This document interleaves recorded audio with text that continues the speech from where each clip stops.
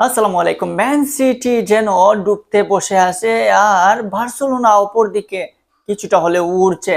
হ্যাঁ, চ্যাম্পিয়ন্স লিগে দুর্দান্তভাবে কালকে একটা রাত গেছে। বিশেষ করে ম্যান সিটি ভক্তদের জন্য হতাশা। পেপ গার্দিওলা তো মাটিতে লুটিয়ে পড়েছেন। অপরদিকে বার্সা ভক্ত যারা রয়েছে তারা কিন্তু মোটামুটি স্বস্তির জয় পেয়ে এই মুহূর্তে বলা যায় যে চ্যাম্পিয়ন্স লিগের ফেভারিটের তকমা গায়ে দিতে যাচ্ছে এই বার্সেলোনা এবং চ্যাম্পিয়ন্স লিগের ট্রফি জয়ের আরো এক পা এগিয়ে গেল এই দলটা। দুর্দান্তভাবে কালকে দুইটা ম্যাচ হয়েছে। বরুসিয়া ডর্টমুন্ডকে ৩-২ গোলে হারিয়েছে বার্সেলোনা। অপরদিকে ম্যানচেস্টার সিটি হেরে বসে আছে ইতালিয়ান দল জুভেন্টাসের কাছে ২-০ গোলে। সেই হারের ফলে পেপ গার্দিওলা মাথায় যেন এমনিতেই চুল নাই, আরো মাথায় যেন আরো বড় আকারে আকাশ ভেঙে পড়লো। ম্যানচেস্টার সিটি দীর্ঘদিন থেকে জয়ের জন্য হন্য হয়ে খুঁজছে, জয়ের আশায় তারা অনেক কিছু পরিবর্তন করেছে, ট্যাকটিক্স টেকনিক যত ধরনের যত কিছু করা যায় সবকিছুই পেপ গার্দিওলা করতে যাচ্ছেন। কিন্তু বিশ্ব কাঁপানো এই পেপ গার্দিওলা প্রত্যেকটা লিগে যার সুনাম, প্রত্যেকটা দেশে যার সুনাম, প্রত্যেকটা প্লেয়ারের কাছে যিনি অন্যতম একজন মানুষ, সেই মানুষটা এভাবে এভাবে এভাবে চ্যাম্পিয়ন্স লিগে বা ইংলিশ লিগে এভাবে তিনি হতাশা পড়বেন সেটা আসলে কেউ ভাবে নাই। ইংলিশ প্রিমিয়ার লিগে তো তার দল রয়েছে এই মুহূর্তে নাম্বার 4 এ, চ্যাম্পিয়ন হওয়ার আশা আর ছেড়ে দিতেই হবে বলতে হবে, কারণ এখন পর্যন্ত লিভারপুল, আর্সেনাল, চেলসি রয়েছে তার আগে।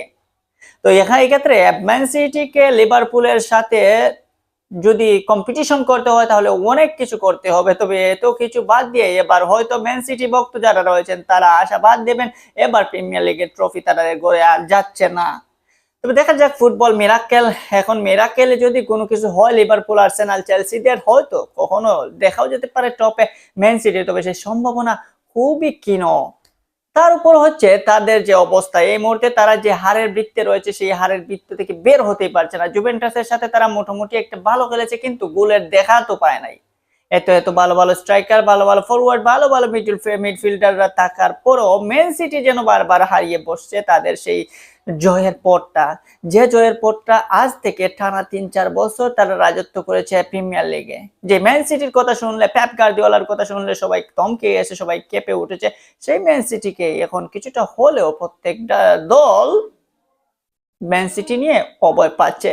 পেপ গার্দিওলা লা লিগায় রাজত্ব করেছেন, বুন্দেসলিগায় রাজত্ব করেছেন।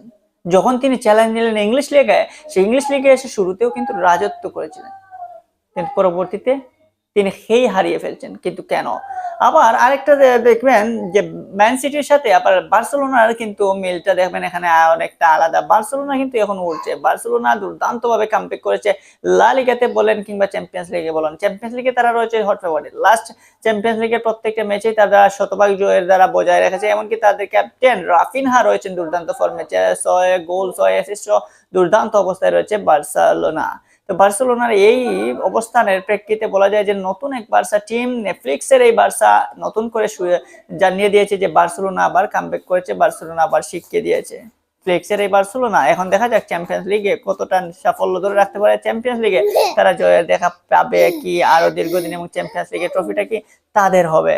তো বার্সেলোনা ডর্টমুন্ডকে 3-2 গোলে হারালেও সবচেয়ে মজার ম্যাচ ছিল এই বার্সা এবং ডর্টমুন্ডের ম্যাচ। বরুসিয়া ডর্টমুন্ডের সাথে 3-2 গোলে জিতেছে বার্সেলোনা।